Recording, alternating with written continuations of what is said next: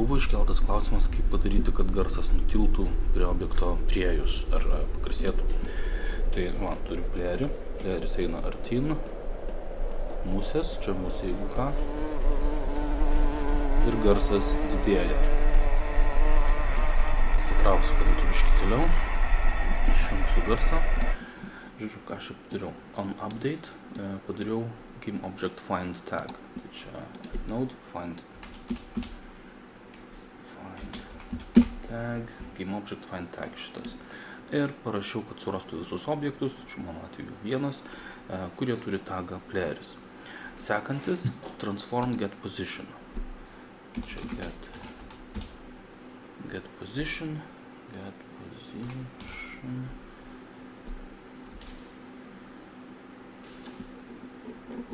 Transform, reikia parašyti, matyti transform.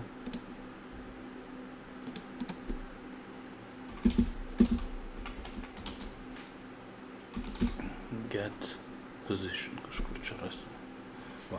Transform get position šitas. Ir įkišam playerio šitą reikšmę į šitą. Toliau, sekantis, mes paimsim poziciją mūsų objekto, kuris skleidžia garsą. Tai visas šitas skriptas yra ant mano musės. Tai čia tiesiog dešinys, add node, susirandu kur mano objektas musė, game object ir čia get local position.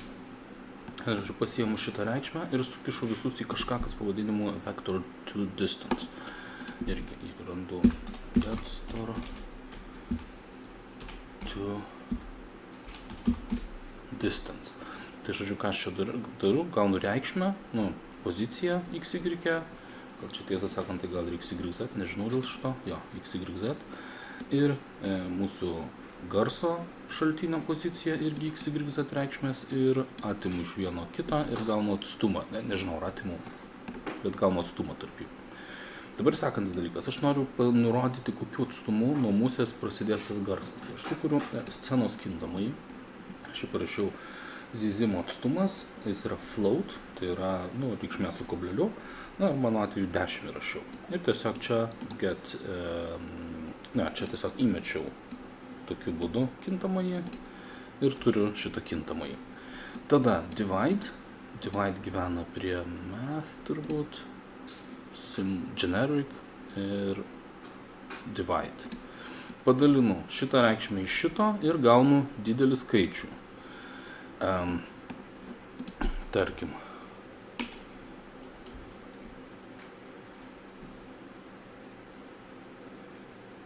Kuo aš toliau nueinu nuo musės, tuo skaičius didėja ir tuo metu garsas didėtų. Tai negerai, tai aš ką padarau, aš atimu šitą rezultatą, atstumą iki musės, iš vieneto. Iš vieneto atimu ir gaunu, kaip čia apversta reikšmė, žodžiu, dabar jau atstumas, artėju prie musės, matot atstumas, žiūriu čia, 0,57. Nors atstumas iki musės yra 1,57, o garsas, žodžiu, daro priešingai. Tai stebėkit va šitą reikšmę, atstumas iki garso šaltinio playerio ir rezultatas, kas gaunasi atėmus vieną. Žodžiu, aš artėju ir garsas didėja, nors atstumas mažėja. Ir čia tiesiog iššūkiu šito objekto musės audio source šitą komponentą ir čia value kažkur yra, set value turbūt vadinsis, jeigu neklystu, set volume, atsiprašau. Ir viskas.